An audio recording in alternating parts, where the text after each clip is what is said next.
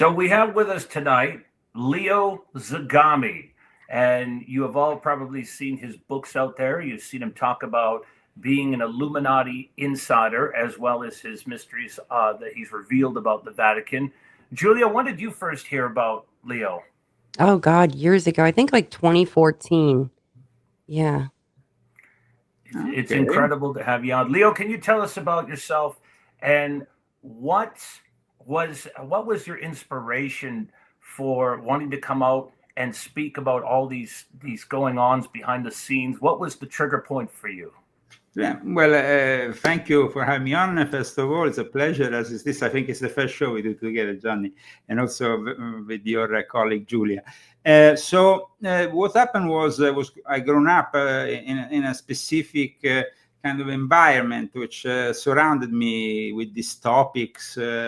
An aristocratic environment. My father and my mother came from two aristocratic families, and that's how they were permitted to marry, because at the time, we were permitted to marry by the grandfather. It was very, especially because my mother was English and Scottish and my father Sicilian, so I thought very different. But my mother was from a Catholic background, family which is the family of the Queen Mother, the Lion family from Glamis Castle, and my father instead from the Baroni de Gregorio of the Sacred Roman Empire, so Marchesi di Poggio Gregorio. And so we kind of like I find an unusual setup here to grow up. And while I was growing up, my father, of course, was a psychiatrist who worked in Switzerland with the Carl Gustav Jung II, which was at the time Meyer. And then I also was inspired by my grandfather, who was a politician, a senator from Sicily, Leopoldo Zagami, who was also an historian, who wrote some very interesting books on the history of Sicily and the Aeolian Islands in particular. And from my grandmother's Sicilian side, of course, like I said, an aristocratic background. She was very much, into the occult, Kabbalah, all kinds of things. But from my English grandmother, she was who met my grandfather during the Second World War, as you can also find on Wikipedia, Felicity Mason incoming, who worked with Fellini, Zeffirelli. But she met my grandfather working within the British intelligence. She was a specialist in cryptology and cryptoanalysis. And so the messages from Churchill to Roosevelt were communicated through her during the Second World War, as you can see yourself. I mean, it's not, I don't have to brag, you just have to go and check on the internet. And so from this background came, of course, the proposal when I was very young, during my military years. I was in the Air Force, working at the Ministry of Defense. I got offered to join a specific group of people who did some particular kind of operations within what is known as Operation Gladio. We were at you know very well what is Operation Gladio, stay behind, Operation Anti-Communist. Then in 1993, I was initiated into Freemasonry by Prince Aliata di Montereale, who was this politician, friend of my family, but from a family who is historically a friend of my family in Sicily for many generations. And he was in charge, a sovereign commander of the ancient and accepted Scottish Rite, recognized as such also here in Washington. So when he came from Italy, he will sit down here in Washington in the Supreme Council as such. And I was initiated at the time, though he had lost his regularity status, but I got initiated by him into what are basically the Illuminati that he was conducting with this kind of Masonic knighthood order, along with a lot of people from the military, politics, and so on. I eventually left Italy. A lot of things happened. I described them in my book. So that's why this Confessions was born basically between 2003 and 2006, when after many years of doing many different things within the secret society network, being involved with the Ordo Templi Orientis, Fraternità Rosicruciana Antigua, Fraternità, all these groups, I suddenly saw that they were not fitting my ethics, my morals. And then I had a clash within the Monte Carlo Lodge in the Principality of Monaco, which I was a member of, which was a dependance of the P2. And in this clash, actually, I was supported by the French and battled by the Italians, because I was accusing the Italians of mafiosi infiltrations from the 'Ndrangheta, and so. Are you talking about French Grand Orient Temple Masons? Sorry? The French Grand Orient? Like I would say that they were from the regular Grand Lodge of France, most of them. Some of them from the French Grand Orient, yes, but there was a mix of people that participated at that time to this project in Monte Carlo. There was a presence of, because you see, Grand Orient of France is a progressive liberal setup. Yes, very liberal. We had also the Grand Lodge Nationale de France, which is the one recognized by England, and so the more traditional, let's say, yes. Which doesn't accept women and all other kinds of. But the Monte Carlo Lodge was a mix of all kinds of obediences. It was basically 50% business, 50% esoteric. But I was supported, of course, by the French, by my friend Marquis Jean-Pierre Giudicelli de Bessac de la Bachelerie, who is also the author of a fantastic book in French, Pour la Ruse Croix, which is something that I always admit it's for Americans difficult to understand, because in codifying all these secret societies, a lot stays very cryptic and very difficult to understand when you have all these names, no? Pour la Rose Croix et la Croix d'Or is one of those texts which you have to understand a little bit like other Hermetic texts that come out of France, which is rich in Masonic and Hermetic culture, as you know. Yes. So my experience was positive until we had these clashes. And then, of course, I decided in the summer of 2006, from June, from when we had this last clash in this convent, because we used to meet in convents, by the way, which is quite unusual. But that's what happens, because we were very close to the Jesuits. We were very close to the Vatican. The Jesuits are the ones who control Catholic Freemasonry, which of course is very exclusive, control certain knighthoods and certain rites of Freemasonry. I mean, here in America, you have mainly the ancient and accepted Scottish Rite. But in Europe, we have the much more exclusive rectified Scottish Rite. In Switzerland, for example, which is a completely different kind of ball game. You do the sign of the cross when you are in a lodge. and then you have the Swedish Rite up in Scandinavia, which is totally Templar, as you know, and very traditionally. Leo, for the people watching, they might not realize the differences between the continental masonry, which you did a great job at describing, and just how secular that when we go to the French Grand Orient, it is compared to, let's say, the British Masonry, or you go absolutely. But remember, then when you go to, you are in France and it's very secular, very progressive. But as soon as you arrive in Germany, it's very conservative, and as soon as you go into Scandinavia, it's even more conservative. Wow. So it's though there is some elements of connection between these bodies and, of course, France, because France is, let's say, the birthplace of Neo-Templaries for many reasons, especially because of the connection with the Jesuits and the chapter of Clermont. It was in this educational institute. You see, when the Jesuits were born in 1540, they were approved by the Vatican.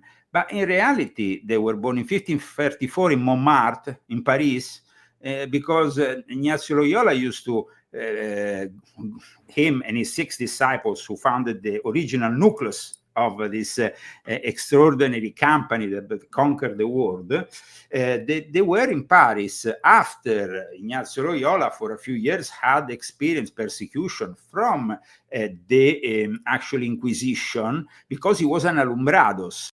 He was an Illuminati. The Alumbrados back then in the Iberic Peninsula were mixing Islamic mysticism, Kabbalah, Gnosticism. Yes. And they were, of course, persecuted by the Inquisition, the infamous Spanish Inquisition, which was going after anybody who was practicing anything that wasn't Catholic, Christian. Now, here's one thing I want to jump in with, and I know Julia had a question about this also. Yeah, because we were discussing it before the show.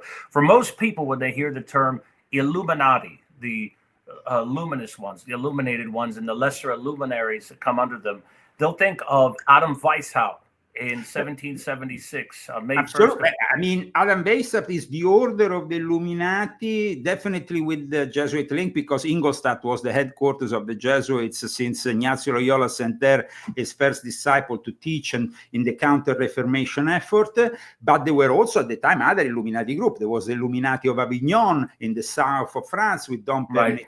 There were other groups that claimed to be the original Illuminati. If you go into Martin de Pasquali, the Louis de Cohen claimed to be the real Illuminati. I mean, to be the real Illuminati, I would say that it's a broad term that we can use for many mystery schools. I totally, you know, if we don't want to be specific only to the Adam Weishaupt Illuminati. I totally agree with you. Now, here's the thing I want to get to, and with you, Leo, is that people don't realize if they're watching out here, and they might think they've heard of Freemasonry, they've heard of a few different orders out there. They don't realize how many clandestine orders that there exist hidden behind the scenes that are connected. And they have the same keys, they work the same way, and they will invite you in and all those sort of things. And you've been a part of them.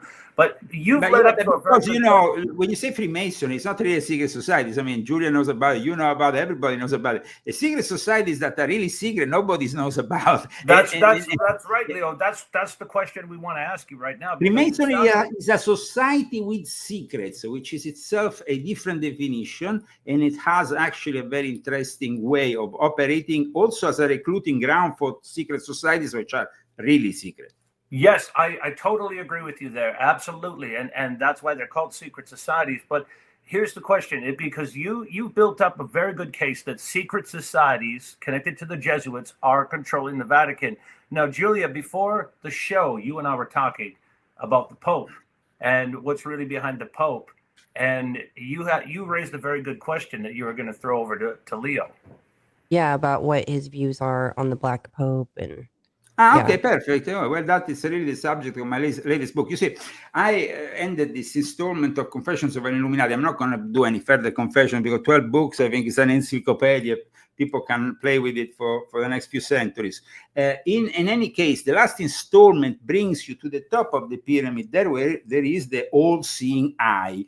And that is Borgo Santo Spirito number 4, the headquarters of the Jesuit order, in which the superior general is called the Black Pope, because the Black Pope, in tradition, in Roman tradition, il Papa Nero, controls the White Pope, which is the Pope that you see, of course, coming out of the balcony on Sunday. Yes. So we had, of course, always since the Second Vatican Council, which is a pivotal moment in church history, which happened the first half of the 1960s, which transformed the church because it was infiltrated by Grand Lodge de France, Grand Orient de France, progressive forces of Freemasonry, together with the Jesuits. They wanted to really sabotage the whole traditional Catholic Church, and that's where you have, of course, at that point, no more Latin Mass, but rather Mass in the common vernacular languages. It's a transformation of the church from being a church stubborn on tradition and the Kumbaya church that came after. Of course, I'm a traditionalist, for example, but there is people who like a certain kind of church. Now, the problem here is that this church is not even going to last that long because it's a moment of, let's say, intermediary moment until the Jesuits put together the whole show in a one-world religion, which is also what Pope Francis has tried to do. Now, the new Pope is an Augustinian. Augustinians are a order that is older than the Jesuits, but that fall under the control of the Jesuits because their mission is education. Here we have Villanova University, for example, which is the main and only Augustinian university here in America. But the Jesuits control 40 colleges and universities, Georgetown, Fordham. They even control the public schools here in California, which is insane. The Jesuits have control of the whole educational system. So by having control of the educational system, they can write the narrative. Do they also... Here's an interesting one for you, Leo, because as Jordan Maxwell would always point out, you can't become a president in the United States without meeting with the Jesuits. And Absolutely. So we look at them, and you're saying, of course, that the Black Pope controls the white pope, and that's the Jesuits. It's not always been like this. There were a moment for example, in 1773, they were kicked out of the Vatican. In that moment of suppression, certain things happened, which I describe in my latest book. There was also a moment after the Second Vatican Council in which some more conservative popes, like John Paul II, wanted to commission the Jesuits and tried with Father Pedro Arrupe, who was the Black Pope of the time, to commission him, or Joseph Ratzinger trying to commission later on the Hans Kovenbach, who was the successor of Padre Arrupe. It didn't work out. They tried to commission these orders, but in both cases they didn't manage because the Jesuits were too powerful. What about the gray pope that people talk about? Some say it's Pepe Orsini. No, I mean the Great Pope. I tell you how this whole story was born. I mean, it's just like if we want to really go back in the early days of the internet, we were not many people talking about these things. And when I started my exposure work between 2005 and 2006, I came in contact with a journalist who had worked in Italy for a long time. Who then left Italy after he was bombed. A week before Reagan arrived in the early 80s, there were a lot of bombings in Rome, and he just saved his life by a miracle. He just literally came down the stairs and the bomb went off because he wanted a coffee downstairs. But otherwise, he would have died. Wow. And after the investigations he did regarding that bombing, he understood the Vatican, the CIA was involved, and so he left traditional journalism and he established the Arctic Beacon. I started with the Arctic Beacon in 2006, my revelations, because he was doing a whole series of investigation on the Jesuits, and Greg Zismansky, that's his name. And then, of course, I published this blog in the fall of 2006 out of necessity, because I heard that I would be killed. So I said, okay, if they want to kill me, I'm just gonna write spill the beans, as they say. No, so I spilled the beans with a blog. This blog was picked up by David Icke, who then reposted some articles, and so I became immediately very popular. Of course, that led though to some retaliation. I was living in Oslo at the time, in Norway, a profoundly controlled society. And I was at that point visited by the PST, the Secret Service, like the FBI of Norway, the internal intelligence, and they immediately threatened me if I didn't close down that website, if I stop the revelation, they would take my son away. I said, no, I'm not doing that. And eventually in 2008, I lost my son and never saw him again because they corrupted my first wife, and that's it. I never saw him again. It was since then. So imagine how powerful. I was arrested for espionage, and then I couldn't even go back to Norway because I was arrested for espionage, and here I managed to get back to Italy thanks to the Italian embassy, but I couldn't go back. Do you know what Jordan Maxwell told me when he was alive, Leo? And you and I have talked to Jordan before privately too. I remember some calls that we had and some chats. Jordan said, well, Jordan for the last couple of years of his life, I know he was living from here, so we were kind of very my close. Friend Brian Pacecchio's house up the street from you in Palm Springs, wasn't he? The thing is, Jordan would tell me that out of the government agents he had call him, visit him, come to his conferences over the years, one night he gets a phone call. And it's a guy that's like FBI or something. And he says, listen, your government knows about you and it doesn't have a problem with you. It's not us you have to worry about. It is the church. Mm-hmm. That's what he was told personally. No, it is. Of course, they are extraordinary enemies, and especially if they know you. You know, I grew up with the church because I started with the Catholic media my whole career.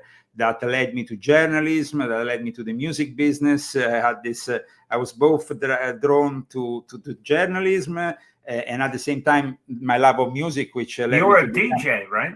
I became a record producer and a DJ all over the world. I was the first and only DJ who ever played at the Bolshoi for Vladimir Putin with Billy Cobham. I did a lot of things like that, but the music business, of course, is pretty much controlled by what we define as the Illuminati. So once you go against them, it became literally impossible for me to carry on in that environment. However, I made a decision in 2006. In the fall of 2006, we started with these revelations. And like I said, it immediately created waves. And then after 2 years, I was arrested for espionage in Norway. And that was traumatic, of course. So then I managed to leave the country, leave Norway. When I eventually got back, because I still wanted to see my son, they arrested me again. And then I was like kind of warned by a friend at the US State Department to just avoid going back to Norway. But then for 2 years, I lived between 2008 and 2010 in a very difficult situation because all my assets were frozen. I didn't have anything when I left Norway. Everything was taken from me. So I had to go back to Rome, start again with the help of some friends, the family, but it was really difficult. Then, of course, I met my present wife, who then said, why don't we go to Japan, as Fulford had offered me to do a book there. And so I went to Tokyo, where she had been living, and I signed a book deal. And that's where I started to actually wanting to write books, because in my brief experience on the internet, 2006, 2008, 2009, I saw that there was way too much censorship. They could hack your sites, everything. It was pretty brutal when you start making certain attacks on the system. So the books instead is a different thing. So I started publishing books in Japan. In total, I published 6 books in Japan, 2 with Fulford, and then 3 with Princess Kaoru Nakamaru. Did you say Fulford, like Benjamin Fulford? Benjamin Fulford, yes. I worked with him, but then the guy, I discovered he was working with the Chinese Freemasons, and so he was not trustable. He's an interesting character. I know that he became a disinfo agent for the Chinese. I I would suggest to not have anything to do with it, because when one works for the Chinese Hong, they are the ones who had the triads. I of course had confirmation of that when I went to Japan, and then later on I stopped working with him. But then I worked with Princess Kaoru Nakamaru, which was interesting.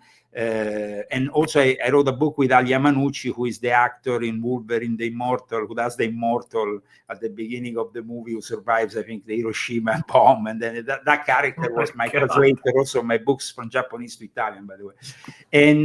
And so my career started with writing these books more and more, at that point going into a direction that was different. And then, of course, in 2015, I arrived here in the United States. In 2014, out of necessity, because in Italy I had the Vatican retaliate on me and arrested me for a couple of weeks. So then I came here to America, and thanks to Sean Stone, the son of Oliver Stone, I got my book deal, as you know, with Brad. Published my first Brad book. Olson, he's a mutual friend. Published my first books in the English language.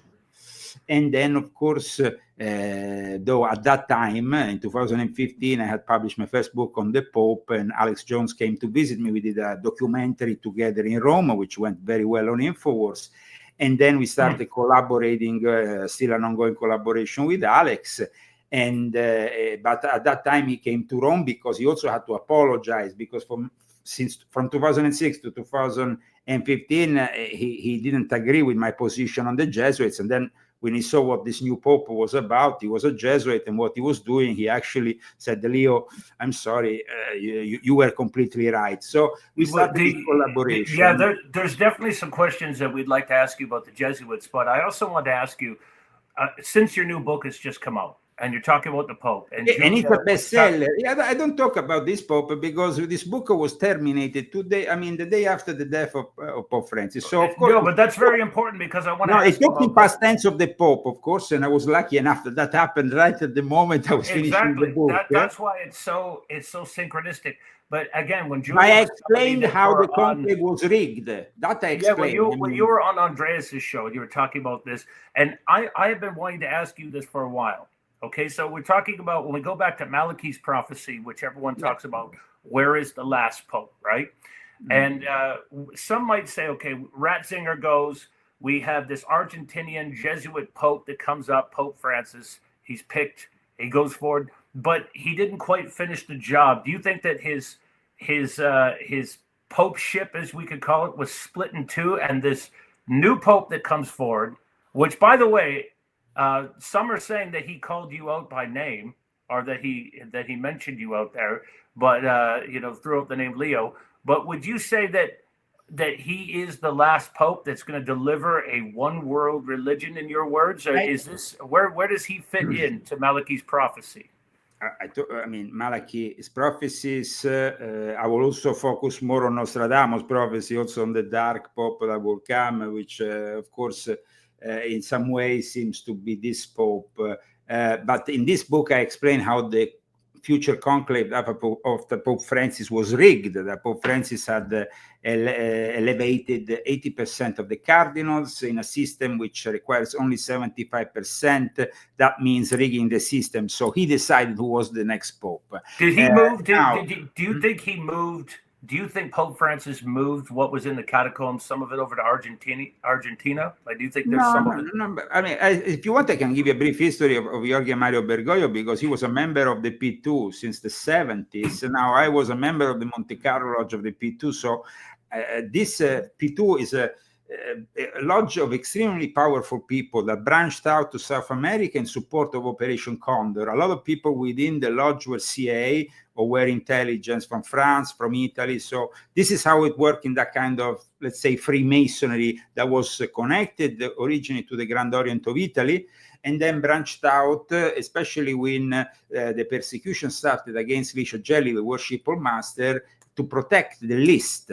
Because today, if you go and see the history of the P2 Lodge, you will see that the only names that were published were not even 1,000. In reality, the membership was over 2,500.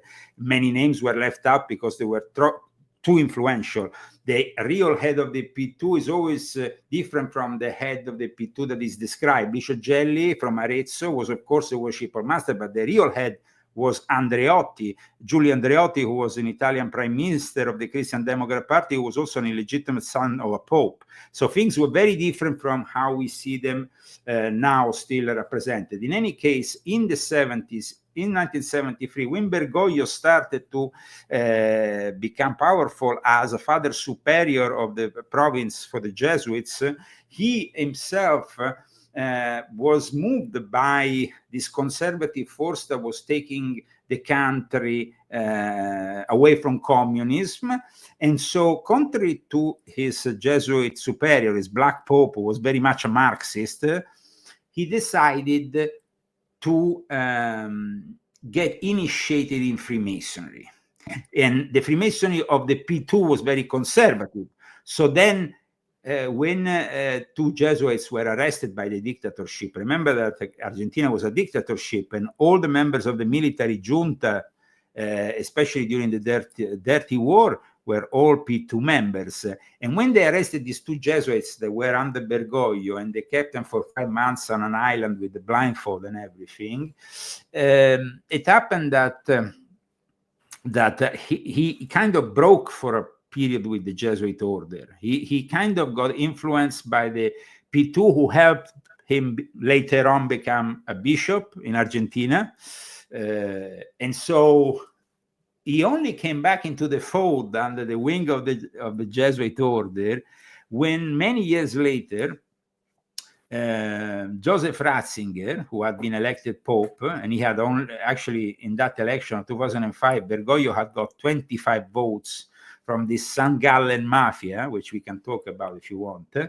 But he refused to become the commissioner that Joseph Ratzinger wanted to impose on the Jesuits. He wanted to use Bergoglio because he wasn't really 100% with the Jesuits. In the 70s, this clash happened. He wanted to use him as a commissioner, as I explained in my new book. And the testimony comes from the secretary of Joseph Ratzinger, Benedict XVI, who is Father Georg.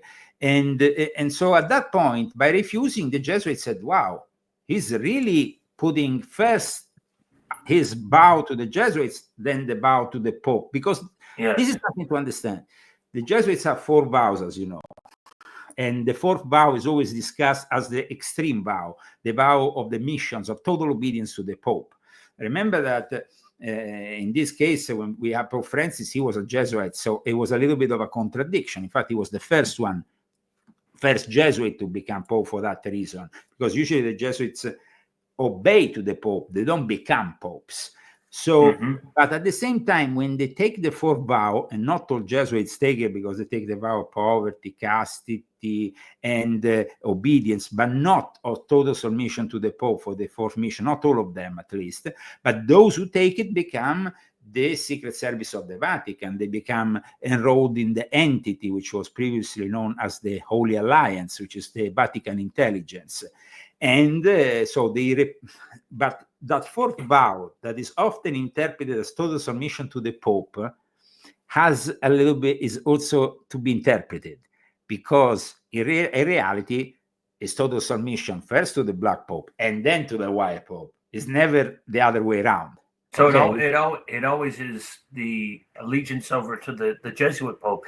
But speaking of Jesuits, there was an interesting conversation I had a few years ago, and I'm sure that Julia will be back momentarily. I think she just had to leave the room for a moment. But when we go back and we look at the history of the Jesuits, it's so interesting that I've had a different look behind the scenes through you and to our fellow named Danny Sheehan. Welcome back, Julia. And Danny Sheehan, he's the famous constitutional lawyer that helps Dr. Stephen Greer with the Disclosure Project. I'm sure that both of you have heard of him. So he's a great guy. Well, And I don't know if trusting him, because he worked for the Jesuits. So well, you know, right, no, he was a Jesuit trained lawyer, but no, he actually was was representing the Jesuits of America at one point, officially, in official capacity as a lawyer. So if you represent the Jesuits, I understand your position. You're not you're not exactly Ignatius of Loyola. So the one thing is that when we look at the power that the Jesuits have, it's very interesting, especially with the connection to the Vatican there, as you described. Well, he told me an interesting story, Leo, and I wanted to lead up to a question to you. And again, this is something I was talking to Julia about this idea about what the Vatican really knows, because number one, he told me that on one of his trips to the Church of the JCøde, when they were preparing to modernize the church and all that, that was around the time when Francis was coming in. He and I had a long talk on the way to the airport. We had talked before about this. And I said to him, hey, Danny, do you think that the Vatican in their catacombs and in their libraries are holding secrets about aliens? And some have made outrageous claims and saying there's all kinds of ETs living there. We had Karen Hoods from the World Bank talking about the idea that there were these ETs with elongated heads that were hiding behind their meters and all that, the miters. Well, he had said that they did not deny the fact that they had information. These alien relics. I mean, I've actually shown evidence about Gianmario Ferramonti and his photos with Zaccaria Sitchin, because Zaccaria Sitchin started this dialogue with Corrado Balducci. And no, it wasn't only a dialogue with Corrado Balducci, who used to be a chief exorcist in the Vatican and a dear friend of John Paul II. But Corrado Balducci started this dialogue through Gianmario Ferramonti, who also was of the Opus Dei. And because I know Gianmario Ferramonti because he's the co-founder with me of Italians for Trump, which was a very successful organization in Italy from 2015, when he was only doing the primaries, and then we supported him all the way and stuff. So I would say that in regards to the Vatican, first of all, the Jesuits have almost 500 years of history in the astronomical sector, because they opened the first observatory in the Collegium Romanum, which was the second university that was established by the Order of the Jesuits and by Ignazio Loyola. And Athanasius Kircher later became the professor. Athanasius Kircher, immense figure also for Freemasonry, the Rosicrucians. We are at the foundation of what became known as the Golden Rose Cross. And the infiltration of the Jesuits in the Rosicrucian movement. But in regards to the astronomical sector, that first observatory was built in the Collegium Romanum, and the Collegium Romanum itself was built on the relics of Isis, the biggest temple in ancient Rome dedicated to Isis. The Jesuits in reality worship Isis, worship the mother goddess. This pope was buried in the Basilica of Santa Maria Maggiore, which is a great church. But I already told a story about it in volume 3 of my Confessions, which is a book dedicated to Vatican espionage. That's a favorite place for Vatican espionage, all the agents and stuff. And the Knights Templars and it's a church built on the relics of another mother goddess, which is Cybele, and from the very Like Sibylline prophecies. No, but also from the very early stages of the Jesuits, they Yes. had this veneration for the Salus Populi Romani. You see, the Black Mary often hides Isis, but also other images of Isis can be prefigured, or Cybele, whatever, Mother Goddess, through the Holy Mary. And Salus Populi Romani was an important image that people like Mattia Ricci, but also the missionaries of the Jesuits who went to China, brought to China.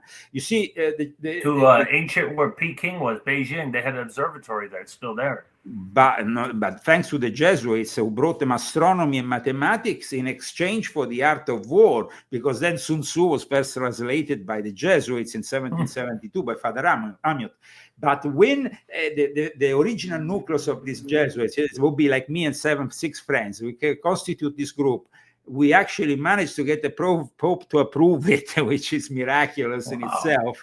And at that point, though, why they got approved? Because of the 4th vow, which total obedience to the Pope. The Pope said, I can do something with this 4th vow of total obedience.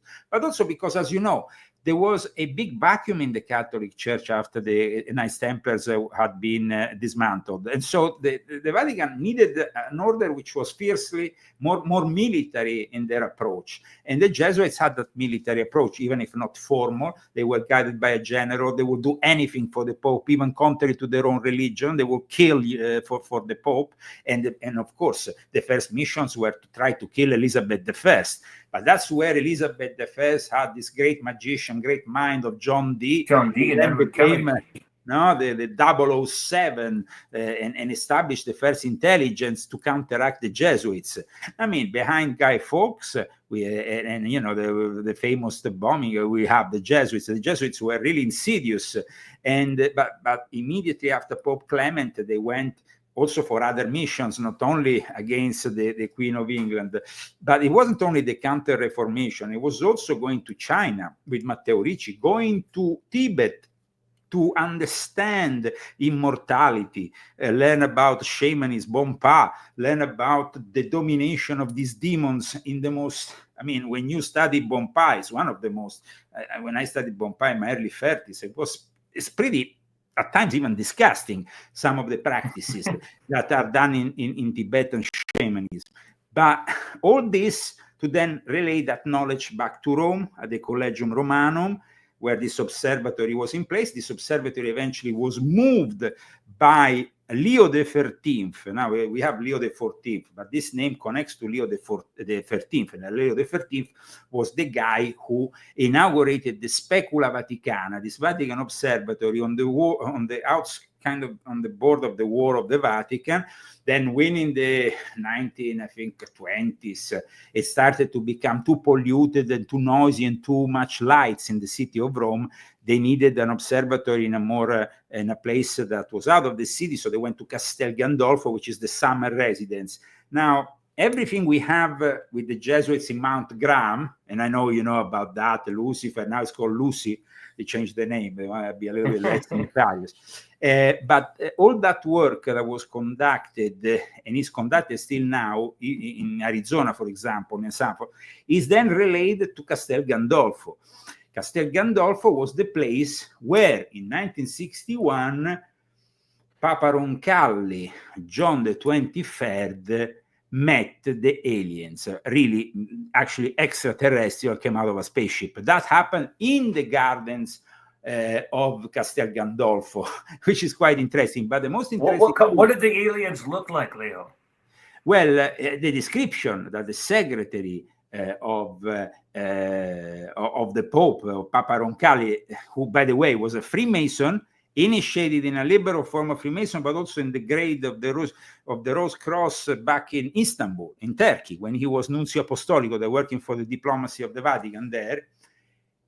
And the interesting thing about all this story is that in reality, when he had been initiated earlier into the Rosicrucian degree, which, as you know, is the 18th degree, Prince of the Rose Cross, something happened there, something very moving happened, that not very many people discuss, but it was, I think, one of the most incredible events that could happen to a future pope.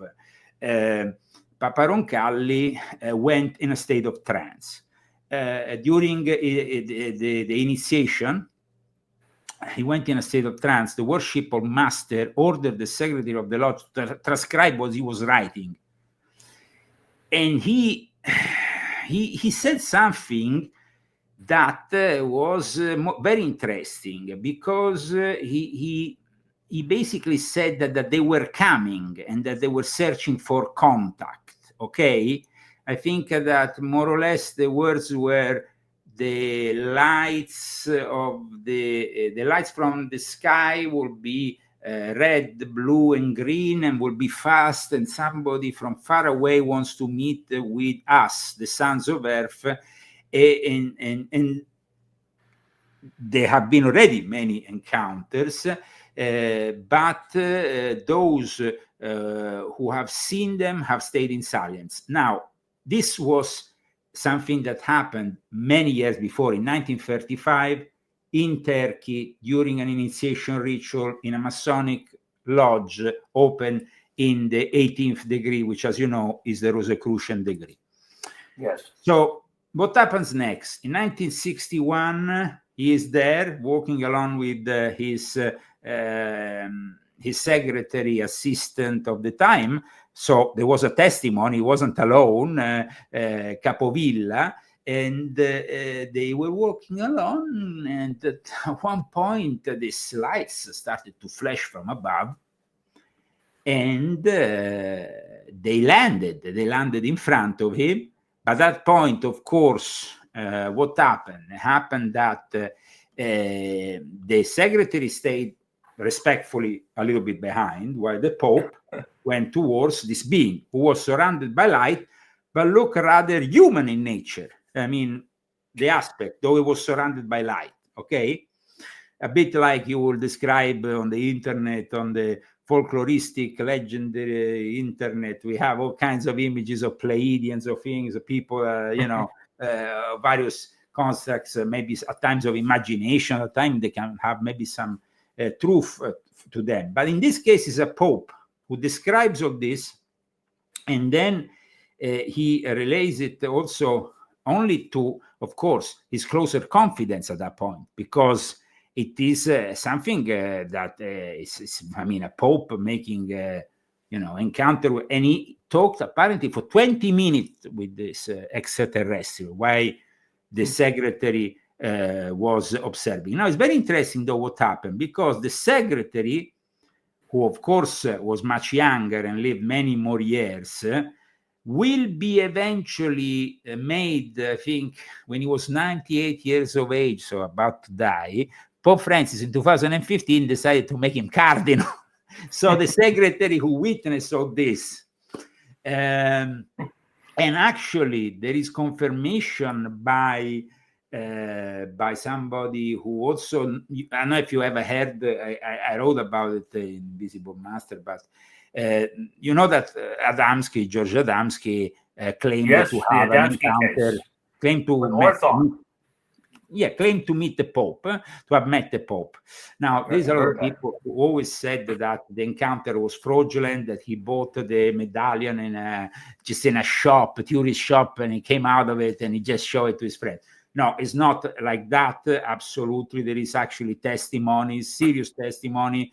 There was the testimony of Lusinstag, which was the nephew of Carl Gustav Jung. There was the testimony of Alberto Perego, which was a very important ambassador for the Vatican and stuff. So these are serious people. They don't just. So they said that John the 23rd, the Pope Roncalli, the one who had this encounter, actually met with George Adamski. That, as you know, I have read about that encounter. And Leo, I think it's truly fascinating, because there's no doubt that the Library of Alexandria, which all that was left behind was clearly just tax records and things of that nature. I think a lot of that was brought over to the catacombs. They've had secrets there. They've had knowledge. They've had artifacts. They've had encounters. But Julia has a video she was going to show here. Didn't you have a question for Leo that? Yeah, I found this to be very interesting because you really didn't hear anybody talking about it. And this was at the Vatican. And I'll play it right here. And it looks to be like a dog-headed being. You could see that I circled it and put an arrow. And if you get a little closer, it could seem that, but in reality, that is, I think, from what I can perceive, it's a traditional Coptic, more Eastern Church kind of thing that they put in. Do you think it's like Anubis? Are they putting on a hat like Anubis from the? Like the other ones are, you see, in the Western Church, or at least in most of the churches that are under the Vatican, the cardinals or the bishops, they wear the mitras, no? So it's quite traditional. There is though so that's like a hat. That's like a thing they put on the head. That's. It's not like the typical, you know. It's like it goes down like this. Is a sort of you find it, for example, in Egypt with the Coptic priests at times. That makes sense. It makes it's down. So it could be that, of course, we can make suppositions, but I mean, I will not push as far as alien parading at the Vatican. I know that instead, when it came to Zaccaria Sitchin and Gianmario Ferramonti and the staff that was, because Gianmario Ferramonti was functioning as a guy between Sitchin and Balducci, and he confirmed to me that he was often bringing material to Sitchin, and then Sitchin will give it back to the Vatican. Sitchin was, I heard that Sitchin extra, and this material is supposed to have extraterrestrial origin. Correct. There is definitely extraterrestrial origin material in the Vatican, bones of giants, all kinds of things that are kept in their basements and in their archives. That's Sitchin sure. wasn't allowed to talk about. I mean, I understand what you mean with speculating around this image, which of course it's very interesting, but I will say that it looks more like maybe the something from an Eastern or specifically more like a kind of Syrian church, that kind of great. thing. I just know, like Saint Christopher was depicted from like the 10th to the 15th century as a dog-headed being, so I didn't know if it was like no. In I regards mean, to that. one thing is for sure that when it comes, you know, to symbology of animals, the Catholic Church picks up from all the pagan cults of antiquity. So we're talking about Set or Isis. Very they have the popular. most Sekhmet statues. Anytime a Sekhmet statue goes on in auction, like the Vatican gets it right away. And someone even got footage of all the Sekhmet statues they had. They have a ton of them.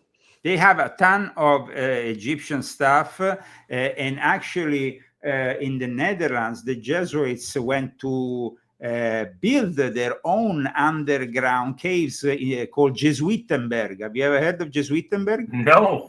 Go and check it on the internet and see what kind of stuff. That's going to blow your mind. What happened was that for 100 years, the Jesuits constructed temples under the ground, temples that from a variety of traditions. So from ancient Sumerian to ancient, and they are literally close to the original ones. And they stopped the construction around the 1960, like this. And then, of course, they are now open to the public. They have been sold and given out to, I think, the state. That if you go there, you can actually visit them. But they are impressive. And the Jesuits have used them for a long time also to do rituals. Because the Jesuits, like I said, they have very much a connection with all the religions on the planet. You see, Athanasius Kircher went to Sweden to Queen Christina, who was a Protestant. And Kircher managed, because you know they might be professors by day, but they are secret agents by night, and so they convinced Queen Christina to come to Rome and convert to the Catholic faith. And she was very much an incredible woman who was brought by the Jesuits in Rome, where she started to construct a court surrounded by alchemists of all kinds. She was behind the construction also of the famous magical door in Rome, that the Porta Magica you can find. Yeah, we were just talking about that, though. basically what happened was that she said the Jesuits have explained to me that they are creating a one-world religion back, and that was like 4 centuries ago. So I'm talking about a plan that has started for a long time. Well, it makes sense. Catholic just means universal. I have another question Yeah. for you here, Leo. And then that was a very Julia's question got me thinking about other things that were hidden at the Vatican. I mean, it's very interesting, the symbolism they use. It's Egyptian related.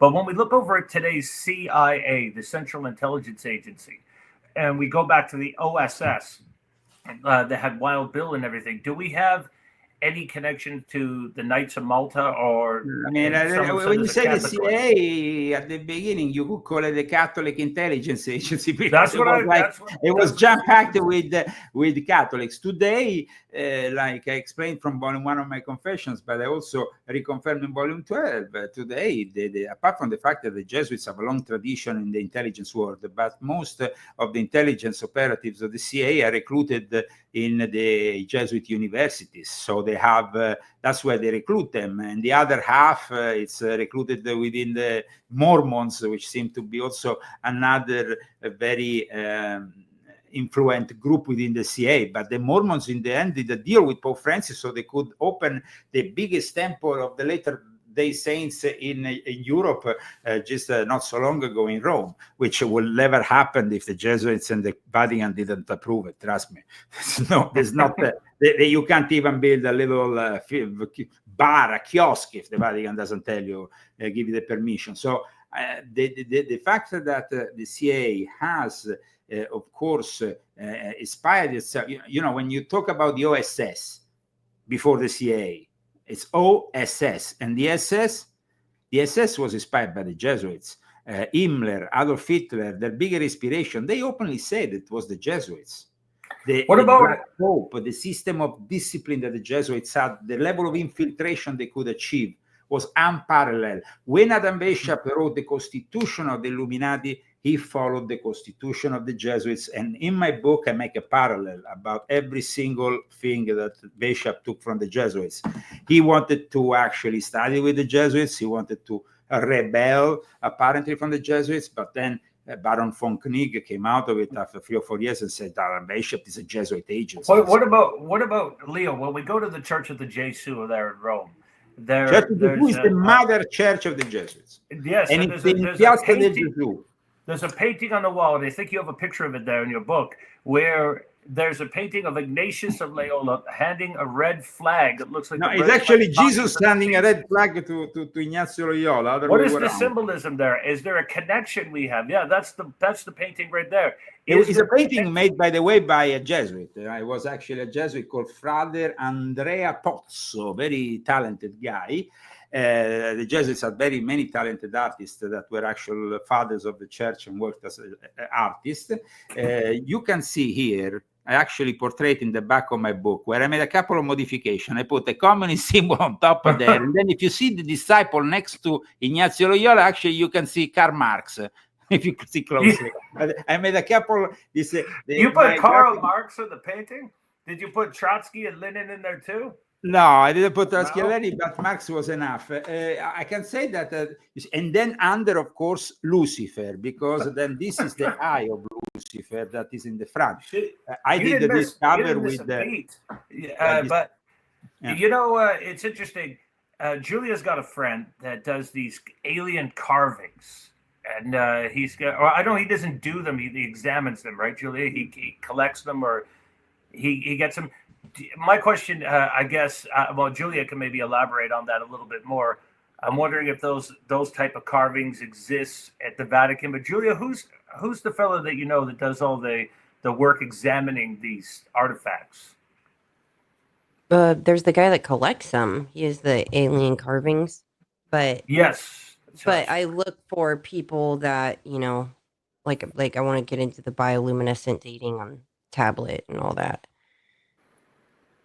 Yeah. Do they have anything like that at the Vatican that you know about, like in the catacombs? Personally, I don't think they will ever show me anything. See, the Vatican archives are actually open to academics that have, of course, a good relationship with the Jesuits. I don't have that good relationship anymore for a long time. But in any case, we're talking about the Vatican archives, and then you have the Vatican deposits where there is a bunch of stuff, magical, shamanic, occult, all kinds of things, alchemical works by some of the Jesuits who work with Athanasius Kircher and Athanasius Kircher himself. When I say Athanasius Kircher is very important because before the Rosetta Stones, he was the main interpreter of Egypt and the hieroglyphs. So he had a lot of influence then later on, you know, like I said, Yes. Rosicrucianism, Freemason, and all the rest. The actual level that Freemasonry and the Illuminati conducts itself at the highest, you know, in the hierarchy close to the Jesuits is because the Jesuits, of course, have also an incredible amount of knowledge, and they are capable of taking over any secret society in any moment. And in my book, I have the testimony of fourth vow Jesuits who were also Freemasons that discuss also how they felt as Freemasons and as fourth vow Jesuits. But in the end, their loyalty goes always to the Jesuits first, then Freemason, you understand? So the loyalty, they can be a member of any secret societies, but ultimately it's always the Jesuit general that controls everything. Would you say that there's a big difference between Roman Catholicism and Celtic Catholicism?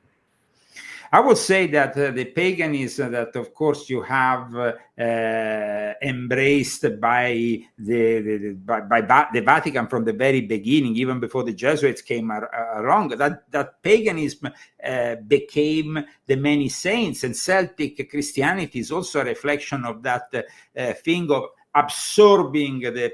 You know, it's never erasing the cultures that you find. It's about absorbing them and integrating them. So Celtic Christianity has a long history, of course, very important history. You have then the connection also with Druidism and all the rest. Yes. But this connection doesn't bring, the Catholicism is very versatile. It can merge very easily. When it goes to South America or to places in the Caribbean, it merges with magic in the form of Santeria, Ifa. You have all kinds of practices. Well, let me throw in a quick question. Let me throw you. That's very interesting about the Santeria and all the different different practices they get. And Julia, I hope I'm not cutting you off of a question here, but I was going to ask you. Very interestingly enough, we've had all these popes that you've mentioned. Now I know that you've had your issues with the church. But we've had a lot of colorful popes along the way, including Pope Joan, which is why there's a hole at the bottom of the chair, like the high priestess, where they would feel under the chair to make sure that actually, if you want to go and see that specific play, that it's actually a throne built of stone with this. Whether you can feel the testicles underneath. Yes, and it is in San Giovanni in Laterano. St. John in Laterano. So Giovanni in Laterano was the first church that really established the Vatican in Rome before they moved into the present location where you have St. Peter's. So if you want the moderate Caput church established by Constantine, you have to go out of the Vatican walls into San Giovanni in Laterano, which is still within the walls of ancient Rome, but it is in front, also it's adjacent to the Università Studi Pontifici Lateranensi, which is that inherited the Collegium Romanum. So the Jesuits have their most important university there. On the other side of there's an obelisk behind it, Egyptian obelisk, of course. Raised by Egyptians. And then on the other side of the road, you have the Pontifical Institute that decides what kind of biblical text can be acceptable or not acceptable. And they were the ones who immediately after the discovery of the Dead Sea Scrolls or anything else that appeared, they immediately went there. And of course, with the Dominicans, they laid their control because their narrative around Jesus has always to be the same. It's always leading towards Rome. Rome is It definitely does. And St. Peter, as we know, that everyone's kissed the feet off of there, is actually Jupiter. It's Zeus, the ruler of Cassiopeia. What I was going to say... If we go back into, I mean, when you see, for example, Congress, Capitol Hill, donated on the land by a Jesuit family where Carroll was the first bishop, and he was a former Jesuit, he was a Jesuit. Then you had the brother who became one of the founding fathers, the cousin too. The Carroll family was descendant of the Prescotts. Look, you have the Duomo de Firenze there, the Washington Dome. But they inherited Maryland, was called Rome. So, I mean, the affluent to the Potomac River was called Tiber. I mean, don't think that Washington, D.C. is only Masonic because they tell you so. No.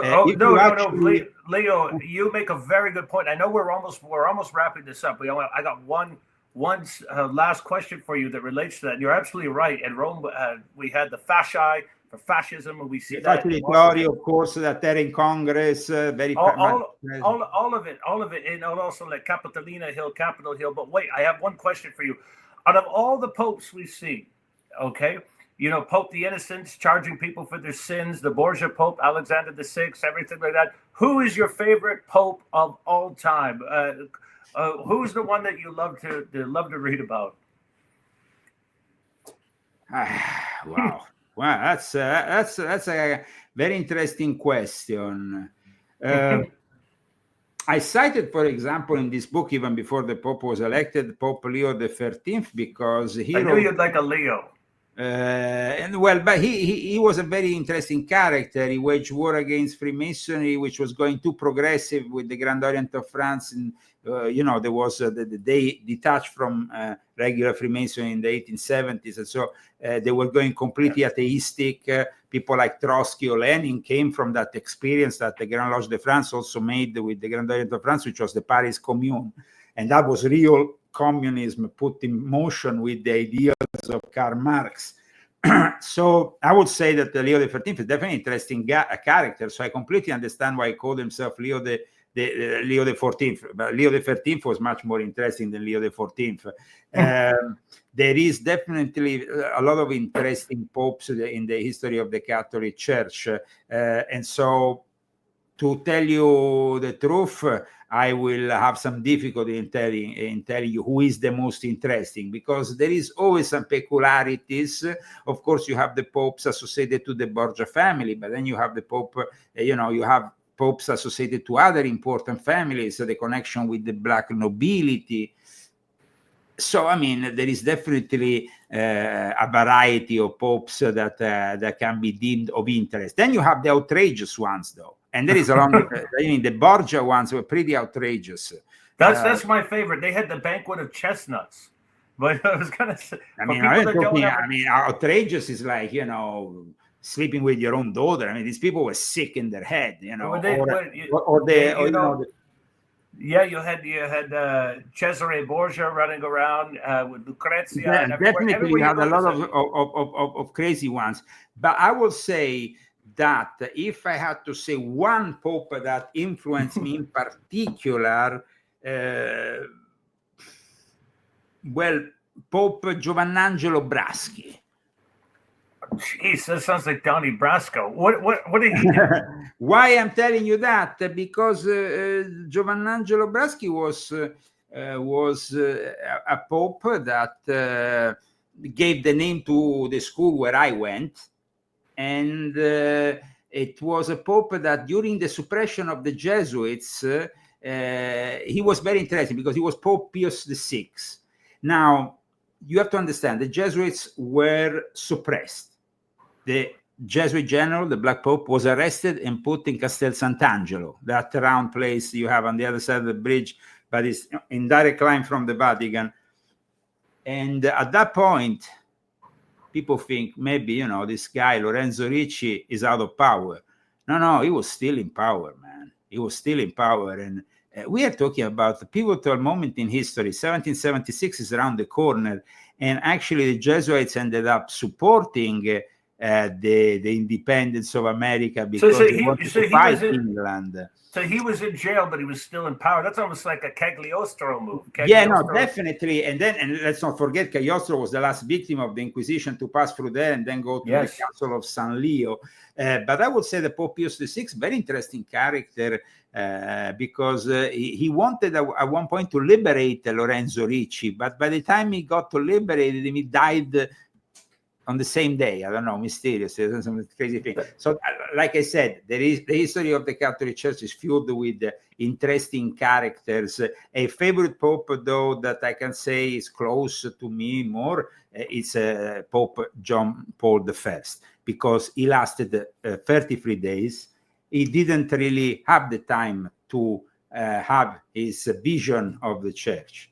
He died after 33 days because he was poisoned by Jean Villot, who was a Mason within the Vatican, working for those forces who thought they needed John Paul II from Poland to crack into the Cold War and the end of the Cold War, and of course the Soviet Union and the Iron Curtain. So John Paul I would be my favorite pope because he was very pure at heart. Leo, it's been great to have you on. I want to sneak in one last quick question. Now, I promise you this is the last one, and then it is a wrap. Okay. I remember right around the time when we were having the big quarantines. That was around 322, around that time in 2019. Just shortly after, in front of the Roman Colosseum, there was a statue raised. Yeah, that is really something that I talk about also in volume 4 of my Confessions. But actually, I talk later on also because it's something that developed at one point, and it was surprising for everybody to actually put the statue of Moloch in the. Moloch was put up there, right? And Moloch, is a deity that basically it's about the sacrifice of children, no? And it was on chains, and then later was unchained. No, but the crazy thing was that it was left there because of the pandemic for a very long time, above the time it was supposed to be leaving, because it was relating to also a movie that was the first movie of its kind, Cabiria, which was, by the way, the product of another important Freemason. But it was impressive, the fact that they put it there, and then you have the pandemic that caught Italy before any other place on earth, and the fact that so many innocent people died. So yes, you should check out the 1914 film Cabiria, because that's where the statue is based on. I'll check it out. Colossal, is from 1914. And it was a film that definitely is impressive and is built upon this sacrifice that in Northern Africa, in places like contemporary Tunisia went on at the time. Okay? And the Carthaginians were sacrificing to Moloch. So thank you for making that question. Yeah. No, thank you for answering it. Leo, it's been absolutely great having you on our show today. Can you tell everybody, the folks at home that are listening, how can they find your books, your website, and learn more about all the great things you talk about? Please get my latest book. You can read it without reading all the others because it's an installment on itself. Or you can read this and then go down to number 1, in decreasing order. This will bring you to the controllers of the control. And you can find also the link at leozagami.com with all my latest articles, or you can find, of course, the book on Amazon with all the other books, because there is 12 Confessions. There is also Pope Francis the Last Pope. There is Invisible Master. There is a lot of books that I have written, but you can find definitely all my latest work on leozagami.com. Thank you so much. And thank you for joining. Thank you, Leo. And Julia, where can everyone find your latest work that you're doing? JuliaKamman.com. That you gotta check that out, and also check out JCødeshow.com for this episode and our other episodes that are coming up. And we want to have you back, Leo, because there's lots of great stuff you covered, and it's just there's not enough shows to cover all the stuff you covered in your books. I hope to see you soon, guys. Now I have to rush, but take care, and definitely in the future. It was a very interesting conversation. I always love, our chats, and also it was interesting to have Julia's input. So thank you so much for having me on, and we speak soon. Take care, guys. Yes. All right, bye-bye. Arrivederci.